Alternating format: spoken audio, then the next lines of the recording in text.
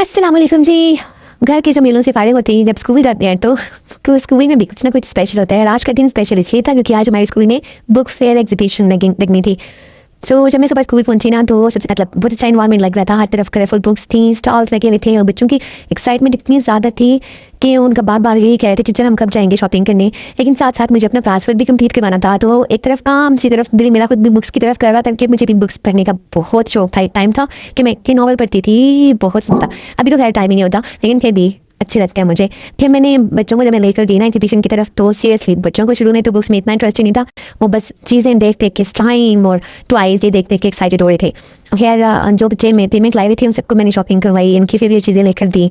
और कुछ बच्चे ऐसे भी थे जो उनके पेरेंट्स ने शायद मैसेज नहीं देखा था तो वो पेमेंट नहीं लाए हुए थे, तो उनको मैंने खुद लेकर दी। लेकिन फिर भी शायद कोई एक दो बच्चा बीच में रह गया था, तो मुझे बाद में बहुत अफसोस हुआ कि मैं काश उनको भी ले लेती। लेकिन मैंने उस टाइम पे मैं इतना रश था ना तो मुझे समझ ही नहीं आई, तो वो बच्चे मुझसे मिस हो गए। खैर बच्चों की इतनी एक्साइटमेंट थी, कोई कह रहा था मुझे ये लेकर दें ये लेकर दें। मतलब तो वो चाहते हैं कि सब चीज़ें खरीद लें, लेकिन वो उनकी काम की नहीं थी। तो एनीवेज मेरा खुद बहुत दिल कहना था कि मैं सारी बुक्स ले लूँ, सारे नॉवल ले लूँ। लेकिन फिर मैंने एक ही नॉवल वहाँ से लिया था और क्योंकि जितने भी नॉवल थे ना ये सारे मैं पढ़ चुकी हुई हूँ।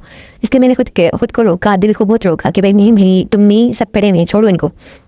अच्छा फिर ये सब कुछ हुआ और उसके बाद मेरे साथ क्या हुआ कि पेंसिल जो है बच्चों को शॉप करके देती हूँ ना, तो पेंसिल्स बहुत मैं शॉप करती हूँ ताकि बच्चों की अच्छी सी राइटिंग आए। और पेंसिल की नोक इतनी तेज़ थी कि उसकी नोक से ना चोट लगना जो थी वो बहुत पेनफुल थी।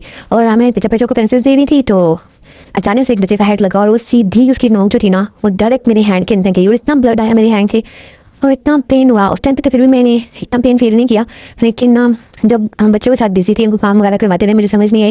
लेकिन जैसे जैसे टाइम गुजरा ना तो मुझे काफ़ी ज़्यादा पेन हो रहा है। लेकिन अब बात सिर्फ पेन की नहीं है, बात ये है कि हम सभी टीचर्स डेली बच्चों के लिए इतनी केयर करते हैं, उनकी छोटी छोटी हैप्पीनेस, उनकी सेफ्टी सब कुछ हमारे लिए बहुत इंपॉर्टेंट होता है। लेकिन फिर भी समटाइम छोटी छोटी बातों पर कुछ कंप्लेन जैसे आ जाती हैं। समटाइम मैं देख रही होती हूँ कि छोटी छोटी बातों पर पेरेंट्स की कंप्लेन आई होती है कि बच्चा हर्ट हो गया, ये हो गया, ऐसी बातों पर।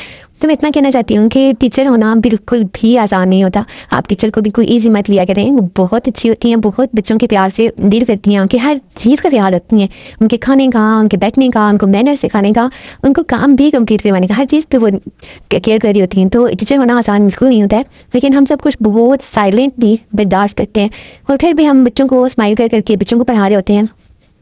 So respect your teachers.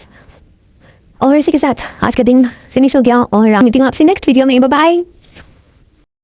अच्छी है और आप लोशन भी लगाया हुआ है, खुशबू भी आ रही है।